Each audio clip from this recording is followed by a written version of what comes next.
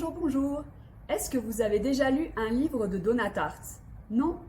Eh bien, aujourd'hui, je vous présente son premier roman, Le Maître des Illusions, publié en France chez Plomb. On suit l'histoire de Richard, un jeune Américain d'origine populaire, qui va réussir à intégrer une université prestigieuse dans le Vermont, qui est normalement plutôt réservée aux élèves fortunés. Est-ce que ce serait pour lui le début d'une vie étudiante de folie comme on en voit dans les films américains? Eh bien, pas du tout. En fait, Richard va plutôt rencontrer un groupe de 5 étudiants qui semblent tout droit sortis d'une autre époque. Ils sont décalés, mystérieux, ils restent entre eux. Les autres élèves semblent les éviter malgré la fascination qu'ils provoquent chez eux et qu'ils ont provoquée chez moi puisque ce sont des personnages qui me hantent encore des années après ma lecture.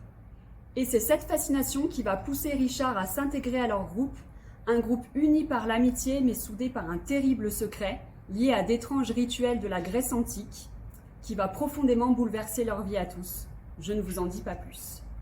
Alors pourquoi j'ai aimé ce livre? Donc déjà pour son écriture, puisque dès le départ on sait qu'un drame s'est produit et tout l'enjeu du roman est de comprendre comment les personnages en sont arrivés là.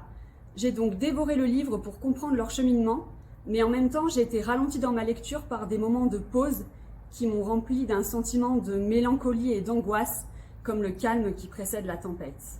Vous l'aurez compris, ce qui m'a le plus touché, ce sont les personnages qui sont complexes, coupables et victimes à la fois de manipulations psychologiques. Je me suis totalement identifiée à Richard dans sa découverte d'un monde qu'il ne connaissait pas et je me suis vraiment attachée à ce groupe d'étudiants étranges malgré ce qu'ils ont fait.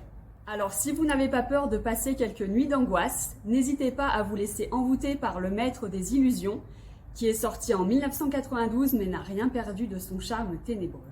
C'était un coup de cœur des filles du premier.